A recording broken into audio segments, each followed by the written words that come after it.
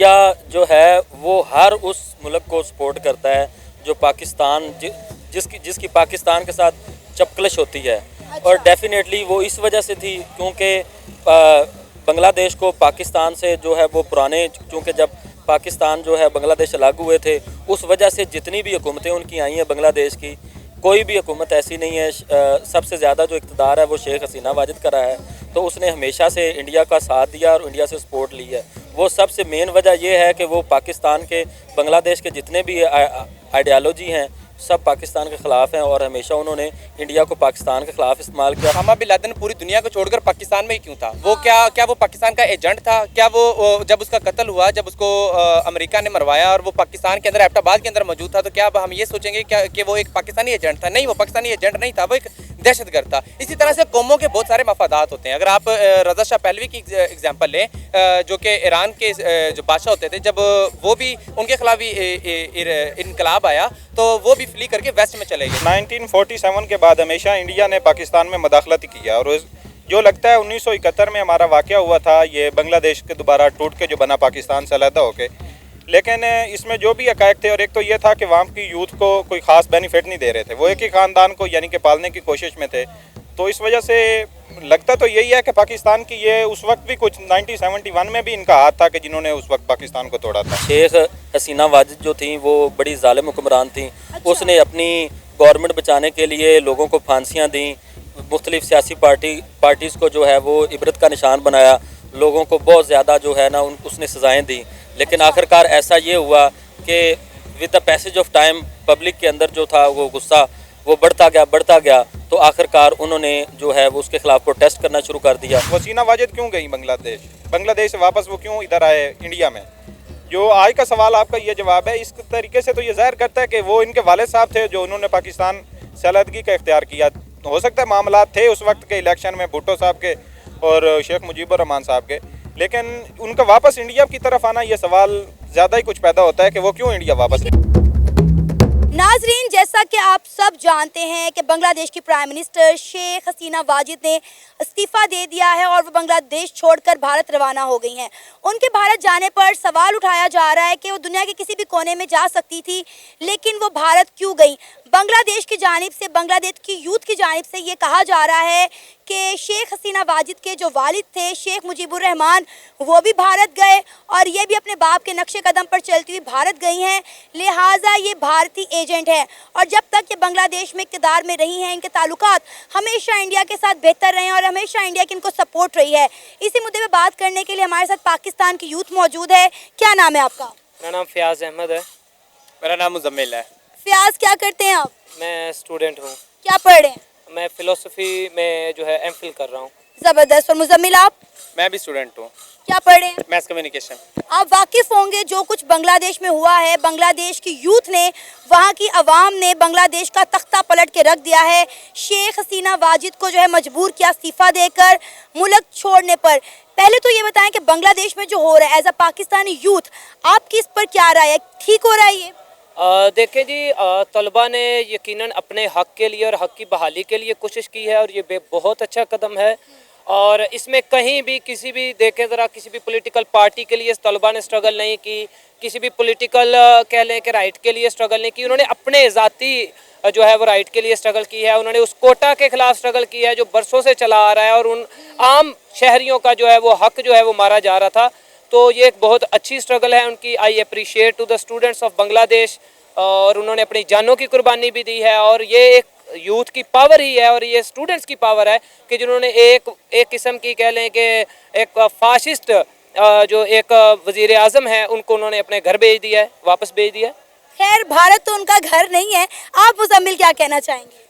मैं ये कहना चाहूँगा कि पहले तो हमें ना बांग्लादेश के स्टूडेंट्स से इस वक्त बहुत ज़्यादा कुछ सीखने की ज़रूरत है। हमें पहले कदम पे उनको बहुत ज़्यादा अप्रिशिएट करना चाहिए कि वहाँ की जो आवाम है, उन्होंने एक फासिस्ट गवर्नमेंट को, एक फासिस्ट प्राइम मिनिस्टर को जो है वो ख़त्म कर दिया, उसके खिलाफ एहतजाज किया। और हमें बतौर पाकिस्तानी, क्योंकि वो हमारा पहले पाकिस्तान का हिस्से थे, और इस वक्त मैं ये देखता हूँ कि तारीखी तौर पर देखा जाए तो हमें बंगालियों से बहुत ज़्यादा कुछ सीखने की ज़रूरत है। पिछली 1 सदी की तारीख कम अज़ कम हम उसके शायद तो नहीं, हमने उसका मुताला किया, हम उसके मुतालिक बराह रास्त जानते हैं कि वो पाकिस्तान का मामला हो, वो पाकिस्तान बनने से पहले का मामला हो, उन्होंने अपने हक के लिए खड़े होने का अज़म हमें हमेशा दिखाया है। वो डट खड़े होते हैं और जो उनका भी मकसद होता है उसको वो हासिल करके रहते हैं, जिसकी बड़ी मिसाल उनका बांग्लादेश का बनना था। उसके बाद अब शेख हसीना वाजिद देखें, उनकी बानी की वो बेटी हैं, शेख मुजीबुर रहमान साहब की वो बेटी हैं, और उसके बाद उसके खिलाफ खड़े होना और उसकी हुकूमत को ख़त्म भी करना और एक सियासी शऊर रखते हुए ख़त्म करना, ये बहुत बड़ी जो है डेवलपमेंट है और इसको हमें हर तरह से सराहना चाहिए। बिल्कुल, एक बहुत बड़ी रेवोल्यूशन है और हमने आज यूथ की पावर को देखा कि अगर यूथ सड़कों पे निकल आए तो तब्दीली आ सकती है। क्या कहना चाहेंगे अब शेख हसीना वाजिद को जो है इंडियन एजेंट कहा जा रहा है बांग्लादेश की जानिब से। बांग्लादेश की यूथ है इस वक्त इंडिया से इजहार नफरत करती हुई दिखाई दे रही है कि इंडिया ने उन्हें पनाह क्यों दी। वो दुनिया के किसी भी कोने में जा सकती थी, वो इंडिया क्यों गई। और हमने देखा है कि हमेशा इंडिया के बांग्लादेश के साथ ताल्लुकात बड़े अच्छे रहे हैं। जब जब बांग्लादेश पर बुरा वक्त आया है, इंडिया ने हमेशा बांग्लादेश की मदद की है और शेख हसीना वाजिद का इक़्तिदार में रहने पर उन्हें इंडिया की बहुत बड़ी सपोर्ट भी थी। तो आपको क्या लगता है कि वाकई में वो कोई इंडियन एजेंट थी? मैं इसके मुतालिक कुछ अलग सोचता हूँ। मेरा आपसे सवाल यह है कि उसामा बिन लादेन पूरी दुनिया को छोड़कर पाकिस्तान में ही क्यों था? वो क्या वो पाकिस्तान का एजेंट था? क्या वो जब उसका कत्ल हुआ, जब उसको अमेरिका ने मरवाया और वो पाकिस्तान के अंदर एबटाबाद के अंदर मौजूद था, तो क्या अब हम ये सोचेंगे क्या कि वो एक पाकिस्तानी एजेंट था? नहीं, वो पाकिस्तानी एजेंट नहीं था, वो एक दहशतगर्द था। इसी तरह से कौमों के बहुत सारे मफादात होते हैं। अगर आप रज़ा शाह पहलवी की एग्जाम्पल लें, जो कि ईरान के जो बादशाह होते थे, जब वो भी उनके खिलाफ भी इनकलाब आया तो वो भी फ्ली करके वेस्ट में चले गए। तो क्या हम ऐसा सोचेंगे कि वो एक वेस्टर्न स्पाई थे या एजेंट थे? तो ऐसा नहीं हो सकता।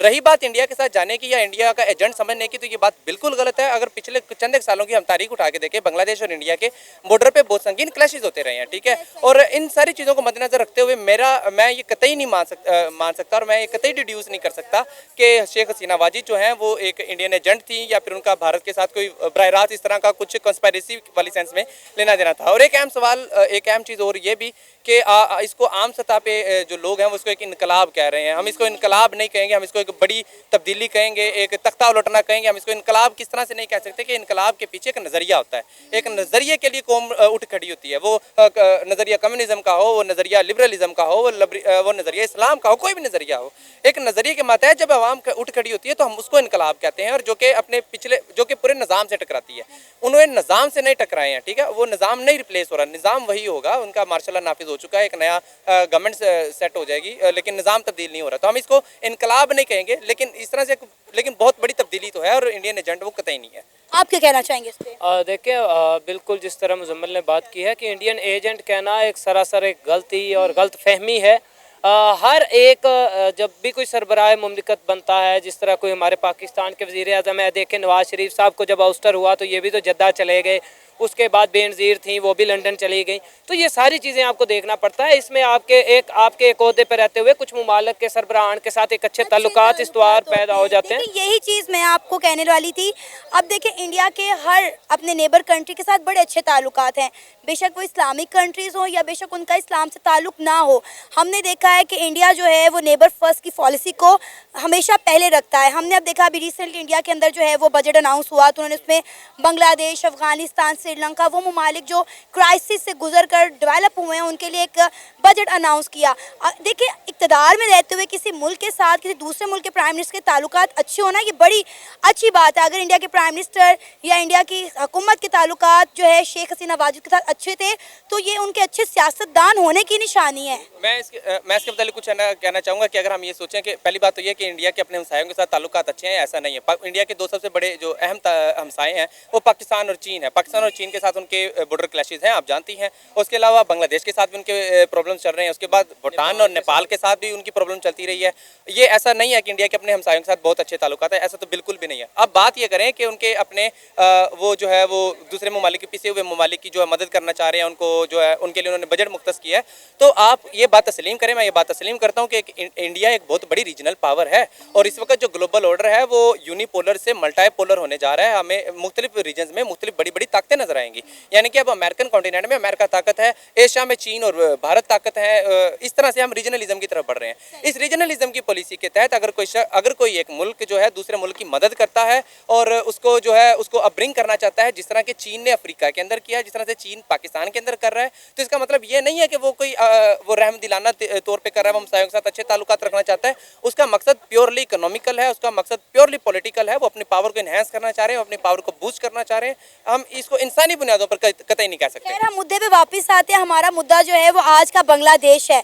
बांग्लादेश में जो कुछ हुआ, जिस तरह हसीना वाजिद ने इस्तीफा दिया और इस्तीफा देती वो हेलीकॉप्टर को लेकर जब वहाँ से फ्लाई की हैं तो उनके घर पर हमला कर दिया गया। कहा जा रहा है इस वाक़े को 9 मई के साथ रिलेट किया जा रहा है कि 9 मई पे भी यहाँ पे पाकिस्तान में इसी तरह हुआ।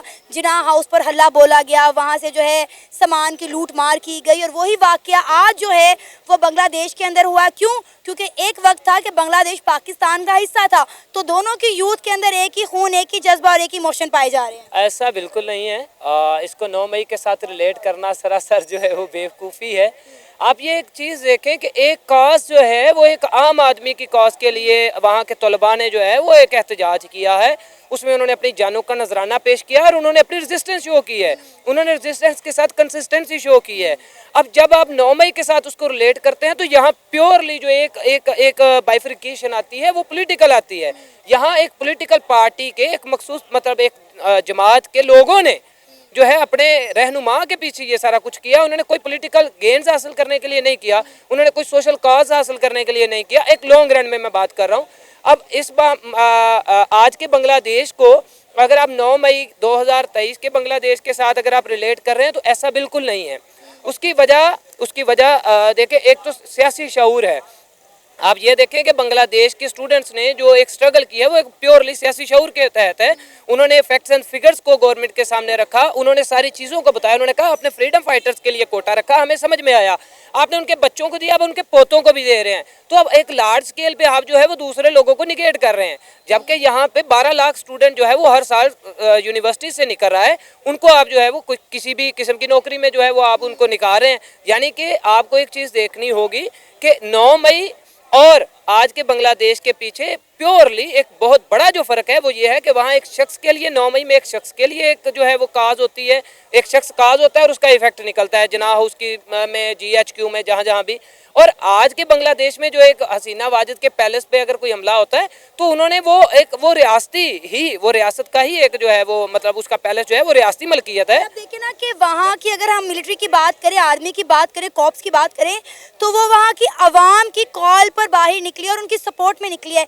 इवन कि उनके चीफ ऑफ आर्मी स्टाफ ने ये स्टेटमेंट दी है मीडिया पे कि हम इक़्तिदार में तो ज़रूर आए हैं लेकिन हमारा काम सिर्फ मुल्क में अमन कायम करना होगा, वही जो आवाम चाहेगी। मैं इसके मतलब पहले पिछली बात से मतलब कुछ कहना चाहूँगा कि 9 मई से लेना देना ऐसा क्यों नहीं है, क्योंकि यहाँ पर आवाम गो के हसीना वाजिद के खिलाफ थी लेकिन वो खालिदा ज़िया के लिए नहीं निकली। उन्होंने अपना जो है ना इस तरह से एक मोहसिन नहीं समझा कि हम खालिदा ज़िया इस वक्त हमारी मोहसिन है, हम उसको छोड़ दें और उसके लिए हम अपनी जान देने के लिए तैयार हैं। और एक शख्स के जिसको कहते हैं ना हम एक कल्ट का शिकार हो गए, कल्ट वर्शिपिंग का शिकार हो गया और उसकी सूरत में अपनी जान देने के लिए तैयार है। तो बांग्लादेश में ऐसा कुछ भी नहीं हुआ। और इवन मज़े की बात यह है कि ऐसा कल्ट वर्शिप बांग्लादेश में उनके बानी मुजीबुर रहमान के लिए भी इस तरह से नहीं था। ठीक है, तो ये अवाम की सियासी सतह की बात। अगर हम पाकिस्तान की बात कर लें तो पाकिस्तान में इस वक्त आप देखें कि पाकिस्तान में यूनिवर्सिटी में स्टूडेंट आ गया। मैं ग्रेजुएट होने वाला हूँ, मेरा आखिरी सेमेस्टर चल रहा है और यहाँ में अभी तक कभी भी हमें पॉलिटिकल साइंसेज का आगाही नहीं दी गई, हमें सियासी शऊर नहीं दिया गया, हमें सियासी आज़ादी नहीं दी गई। और वहाँ पर जहाँ पर नहीं भी थी, मैं नहीं जानता बांग्लादेश के स्ट्रक्चर में कि वहाँ पर स्टूडेंट यूनियन थी या नहीं थी,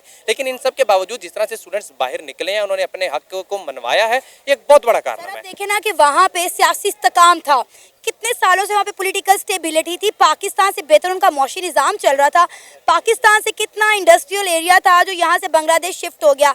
आपको लगता है कि अब ये जो एक रेवोल्यूशन आया है, जो एक मिलिट्री का इक़्तिदार आया है, इससे उनकी मौशियत को, उनकी डेवलपमेंट को या उनके सियासी इस्तेकाम को फ़र्क पड़ेगा? जी बिल्कुल फ़र्क पड़ेगा, लेकिन मैं एक बात बताना चाहूँगा कि मईशत कभी भी एक शख्स को लेकर नहीं चलती होती। बैरूनी जो सरमायादार हैं वो ये नहीं सोचेंगे कि शेख हसीना वाजिद जो कि वो डिथ्रोन हो चुकी हैं तो अब हम इन्वेस्टमेंट्स नहीं करेंगे, अब हम अपना कैपिटल उसमें ज़ाया नहीं करेंगे और जो स्टॉक मार्केट है वो क्रैश कर सकती है।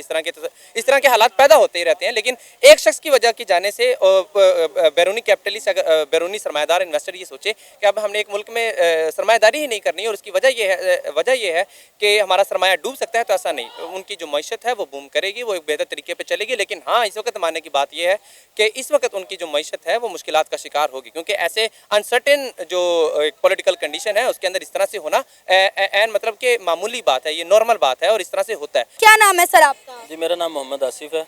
क्या करते हैं आप? जी मैं गवर्नमेंट टीचर हूँ और स्कूल एजुकेशन डिपार्टमेंट में मेरी जॉब है। ज़बरदस्त। सर, आपको पता होगा बांग्लादेश में जो कुछ हुआ, वहाँ की आवाम जो है सड़कों पर निकल आई और उन्होंने वहाँ की सरकार का, शेख हसीना वाजिद का तख्ता पलट कर रख दिया, उन्हें मजबूर कर दिया कि वो अपना मुल्क छोड़कर चली जाएं।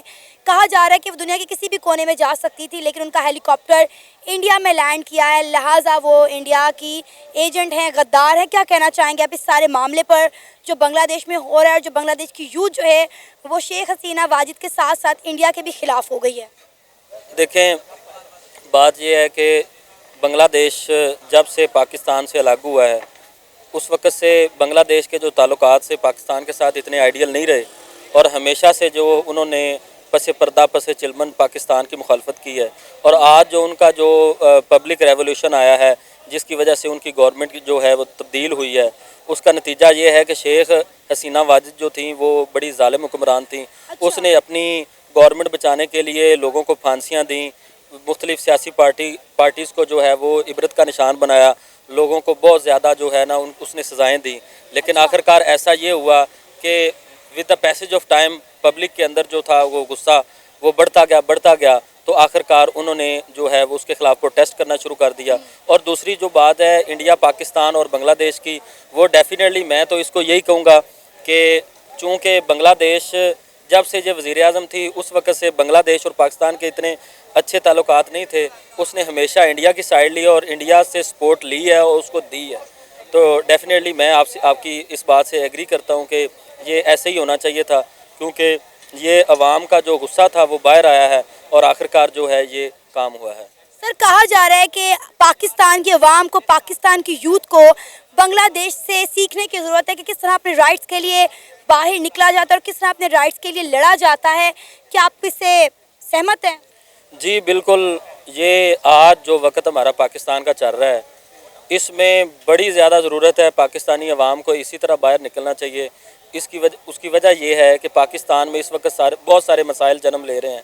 सबसे बड़ा मसला जो पाकिस्तान की अवाम का, पब्लिक का ये है कि आजकल जैसे बिजली की जो IPPs की वजह से बिजली के जो रेट्स हैं वो बहुत ज़्यादा हो गए हैं और आम जो आदमी है, जो गरीब आदमी है, वो तो बिल्कुल ही जो है सड़क पर आ गया है। और जो सफ़ेद पोश तबका है, जो बिल्कुल ही जो सैलरी पर्सनस हैं, जो सफ़ेद पोश तबका है, वो अफोर्ड नहीं कर रहे और बिजली के बिल्स इतने आ रहे हैं कि लोगों का वो सारी सैलरी है वो बिजली के बिलों की मद में चली जाती है। तो इसीलिए मेरी जो आवाम से अपील है कि इसके ख़िलाफ़ जो IPPs हैं जिसकी वजह से बहुत ज़्यादा जो है नुकसान हो रहा है और लोग जो है गुर्बत की चक्की में ज़्यादा जा रहे हैं, तो इनके ख़िलाफ़ खड़ा होना चाहिए, पब्लिक को मुत्तहिद होना चाहिए ताकि जो पाकिस्तान की जो गवर्नमेंट है वो क्या करे कि IPPs को ख़त्म करे और जो हमारे जो पुराने मंसूबे और डैम हैं उनको एक्टिवेट करे ताकि आवाम को सस्ती बिजली मिले और आवाम में खुशहाली पैदा हो।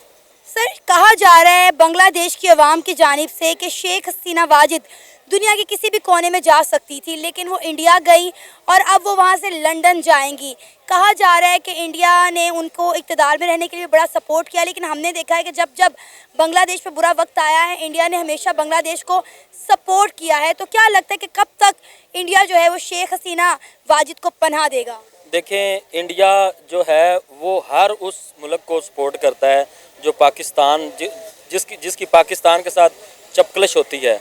और डेफिनेटली वो इस वजह से थी क्योंकि बांग्लादेश को पाकिस्तान से जो है वो पुराने, चूँकि जब पाकिस्तान जो है बांग्लादेश अलग हुए थे उस वजह से जितनी भी हुकूमतें उनकी आई हैं बांग्लादेश की, कोई भी हुकूमत ऐसी नहीं है, सबसे ज़्यादा जो इक़्तिदार है वो शेख हसीना वाजिद का रहा है।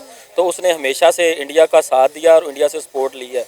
वो सबसे मेन वजह ये है कि वो पाकिस्तान के, बांग्लादेश के जितने भी आइडियालॉजी हैं सब पाकिस्तान के ख़िलाफ़ हैं और हमेशा उन्होंने इंडिया को पाकिस्तान के ख़िलाफ़ इस्तेमाल किया और ख़ुसूसन इंडिया ने भी पाकिस्तान के ख़िलाफ़ बांग्लादेश को इस्तेमाल किया।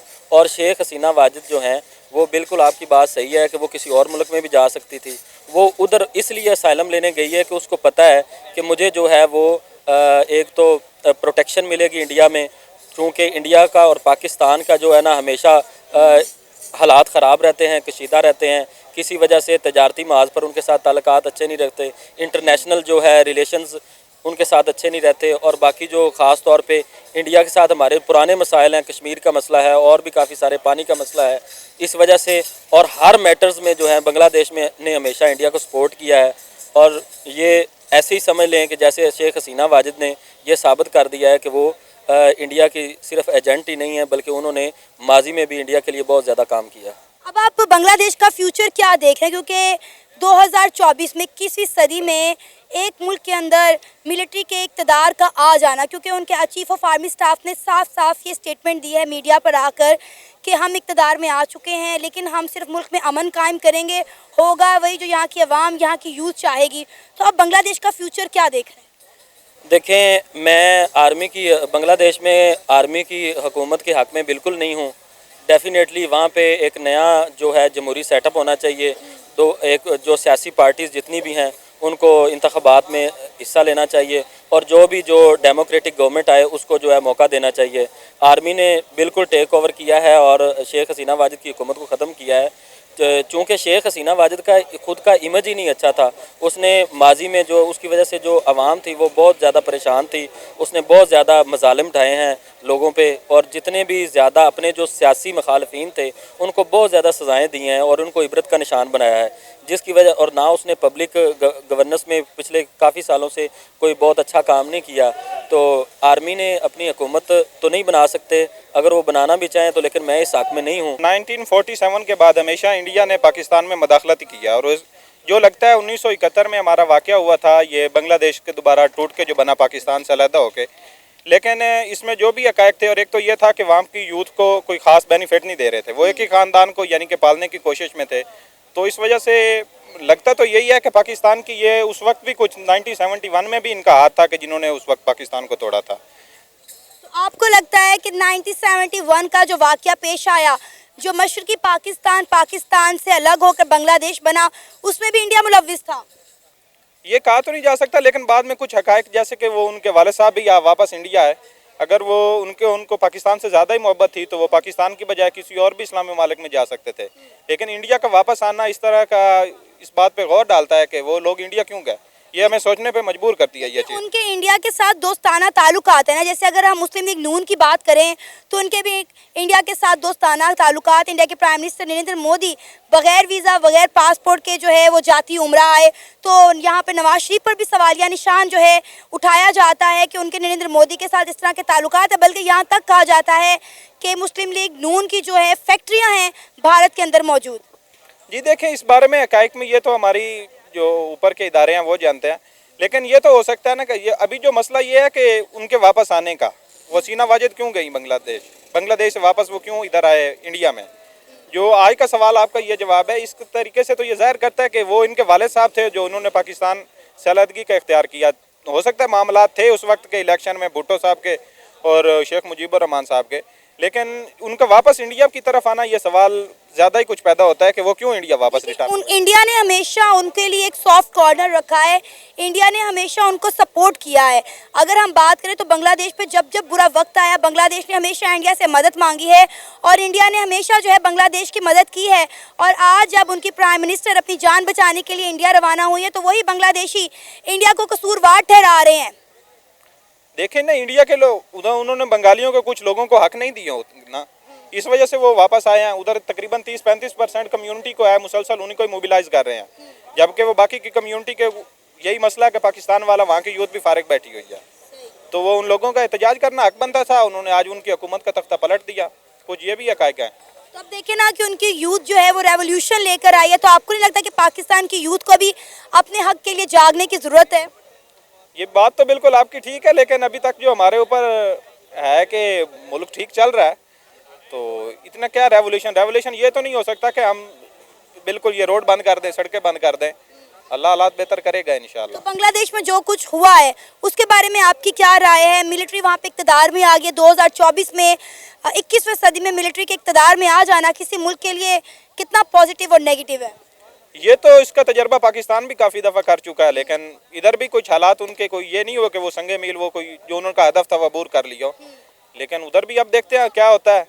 इधर भी 3 मार्शल लॉ लगे हैं, कुछ इतनी खास तरक्की तो नहीं हुई। सर, जब किसी मुल्क में मार्शल लॉ लगता है तो मुल्क तरक्की करने की बजाय पीछे की तरफ जाता है और कितने साल जो है वो पीछे चला जाता है।